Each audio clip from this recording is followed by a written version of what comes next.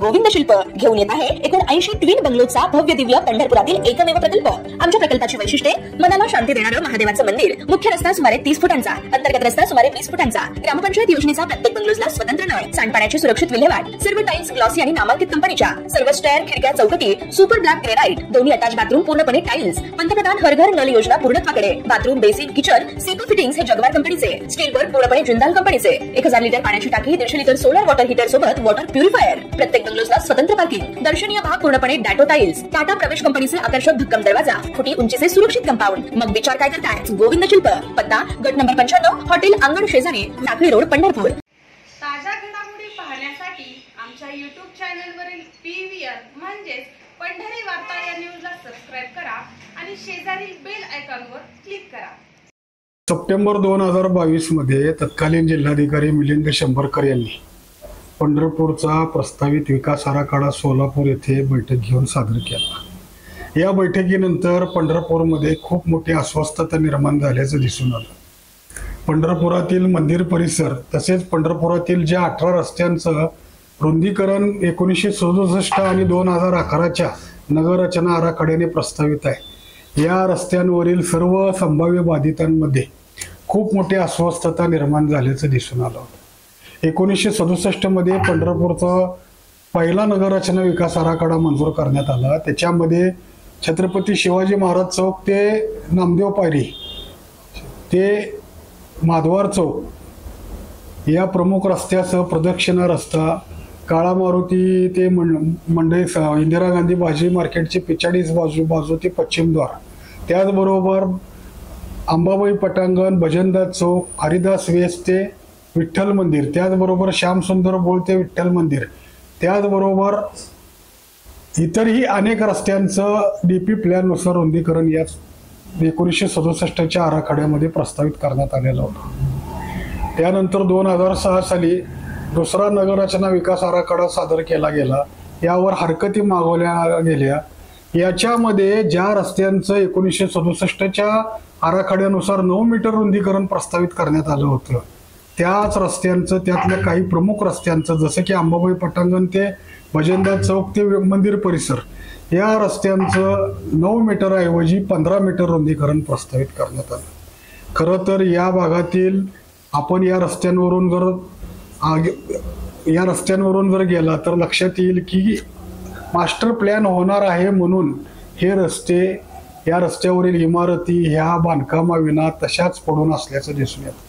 यात्रा कालावधीमध्ये इथे दुकानं थाटली जातात, इतर वेळी हे रस्ते पूर्णतः निर्मनुष्य असल्याचं दिसून येतं। केवळ मास्टर प्लॅन होणार आहे म्हणून अनेकांनी बांधकामं थांबवली, अनेक घरांच्या वाटण्या थांबल्या, अनेक घरांचे पुढच्या पिढींची जी काही त्या ठिकाणी उदरनिर्वाहासाठी, व्यवसाय करण्यासाठी, इतर उद्योगासाठी, दुकानासाठी त्यांच्या मनामध्ये जे काही प्लॅन होते ते केवळ मास्टर प्लॅन होणार आहे, लवकरच होणार आहे, ही जी चर्चा मागील अनेक दशकांपासून होत आली त्यामुळं थांबलं गेलं। खरं तर पंढरपूरच्या मास्टर प्लॅनला उकळी फोडली ती तत्कालीन पंढरपूर नगरपालिकेचे तत्कालीन प्रशासक रमानाथ झा यांनी।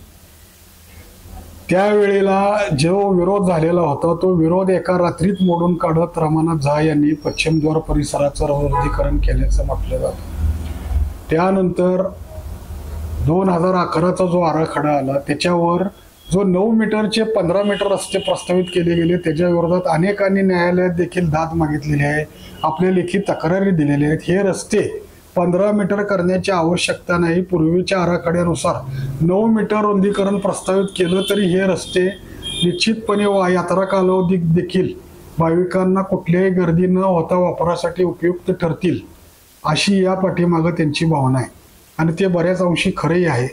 कारण हे रस्ते अक्षरशः आषाढी वारीपूर्वी 6-7 दिवस या शहरामध्ये भरत होती, भाविकांच्या गर्दी दिसून येत होती। आता आषाढी वारी केवळ 2 ते 2.5 दिवसाची राहिलेली, कार्तिकी वारी 1.5 दिवसाची झालेली, इतर वाऱ्या तर एका दिवसात आटोपल्या जातात आणि पंढरपूरचे हे रस्ते पुन्हा भकासुनात झाल्याचं दिसून येतं। एरवी या रस्त्यावरून तेच चेहरे, तेच लोक आणि वर्दळी विना नसलेले हे भकासुनात रस्ते, भकासोद्या जुन्या इमारती, हे चित्र या रस्त्यांचं कायम राहिलेलं आहे। त्यानंतर 2022 पासून चर्चा सुरू झाली ती पंढरपूर कॉरिडॉरची. या पंढरपूर कॉरिडॉरच्या खऱ्या अर्थानं पंढरपूर कॉरिडॉरचा पहिला गौप्यस्फोट जर कोणी केला म्हटलं तर तो तत्कालीन अप्पर सचिव सुजाता सौनिक मॅडम यांनी पंढरपूरच्या संत तुकाराम भवन येथे घेतलेल्या बैठकीत त्यांनी या कॉरिडॉरबाबत अगदी मोजमापासहित लांबी रुंदीसहित माहिती दिली आणि पंढरपूरच्या या संभाव्य कॉरिडॉर बाधितांची उत्सुकता, अस्वस्थता, भीती आणि संताप एकत्रितरित्या व्यक्त होताना दिसून येऊ लागला. पंढरपूरमध्ये कॉरिडॉर होणार या विरोधामध्ये मोर्चे निघाले, आंदोलनं झाली, अनेक मंत्र्यांना निवेदनं देऊन झाली. याचबरोबर न्यायालयाचं दार ठोठावण्याची तयारी ही अनेकांनी केली. मात्र या सगळ्यांना एक आशा होती की शासन निश्चितपणे आपली भूमिका समजावून घेईल आणि निश्चितपणे यातून काहीतरी मार्ग निघेल.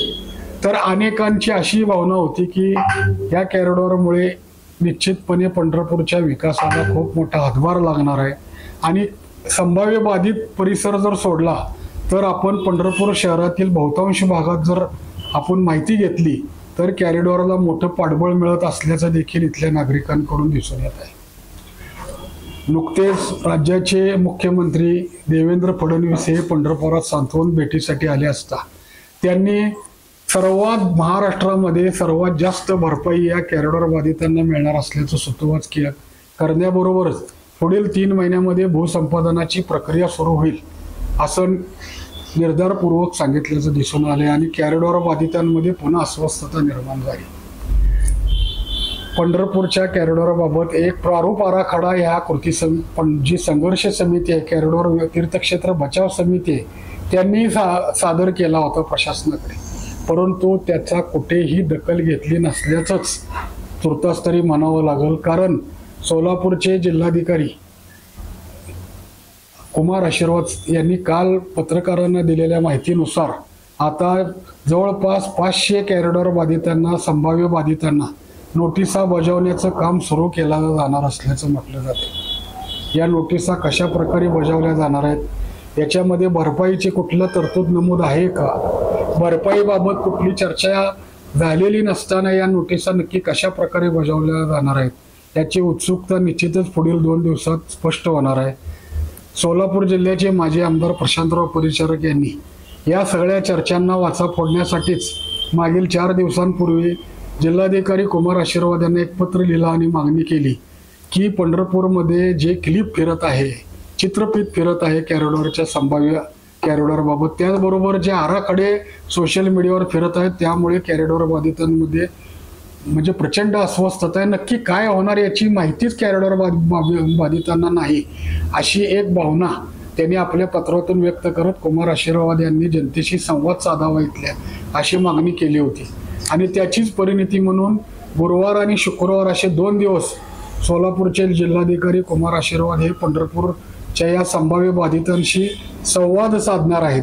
हा संवाद साधला जात असतानाच मला निश्चितपणे आणखी एक बाब नमूद करायची की कॉरिडॉरबाबत लोकांची मानसिकता नक्की काय आहे, भावना काय आहेत हे जाणून घेण्यासाठी पंढरपुरातील कर्मवीर भाऊराव पाटील महाविद्यालयांच्या विद्यार्थ्यांकडून घरोघरी जाऊन लोकांचे प्रश्न, लोकांच्या भूमिका समजावून घेतल्या जाणार आहेत.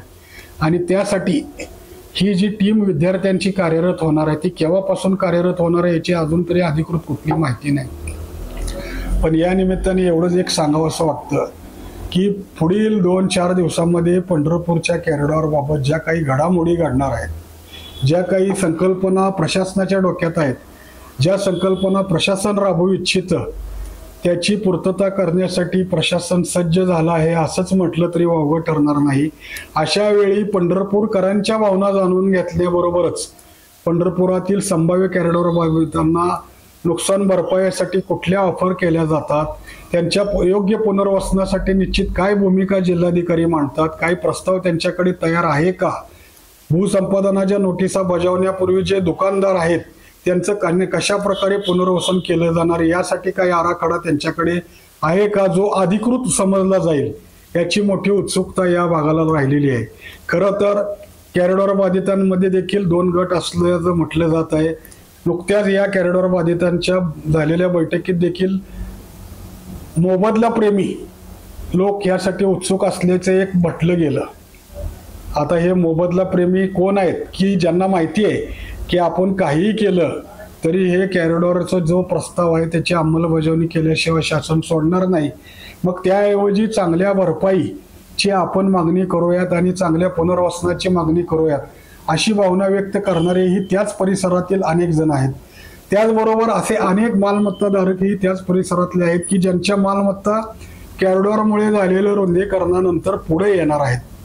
ज्या मालमत्ताधारकांनी जे फ्रंटेज धारकांनी वर्षानुवर्षे त्या रस्त्यावर आपले व्यवसाय केले, त्या रस्त्यावर आपला उदरनिर्वाह केला, त्यांचा उदरनिर्वाह एकीकडे जरी दुरावला जाणार आहे, जरी त्यांच्याकडून काढून घेतला जाणार आहे किंवा त्यांच्याकडून नष्ट होणार आहे या संभाव्य कॉरिडॉरमुळे, मात्र ह्या नव्या लोकांना निश्चितपणे जागा फ्रंटेजला आल्यामुळे मोठी संधी उपलब्ध होणार आहे. आणि असेही अनेक लोक आहेत की ज्यांना वाटतं की आता आमच्या ही जागा पुढे येणार आहे, निश्चितपणे याचा चांगला व्यावसायिक वापर आमच्या पुढच्या पिढ्यांना होऊ शकतो.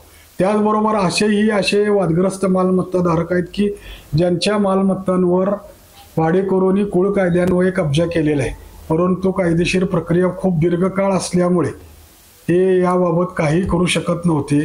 त्यांनाही खूप मोठा दिलासा या भरपाईच्या माध्यमातून मिळणार असल्याचं म्हटलं जात आहे. अर्थात या साऱ्या शक्यता, संभावना, विचार आणि निरनिराळ्या जी काही याबाबत निर्माण झालेले मतप्रवाह आहेत याची मांडणी करत असतानाच गुरुवार आणि शुक्रवार या 2 दिवसांमध्ये जिल्हाधिकारी इथल्या जनतेची भूमिका ऐकून घेत असताना जनतेसमोर नक्की कुठले प्रस्ताव सादर करणार आहेत, अधिकृत म्हणून शासन नक्की कॉरिडॉर आणि रस्ता रुंदीकरणाबाबत, मग त्या डीपी रस्ता रुंदीकरणाबाबत देखील जिल्हाधिकारी काही भूमिका मांडणार आहेत का, याची खूप मोठी उत्सुकता या पंढरपूरकरांना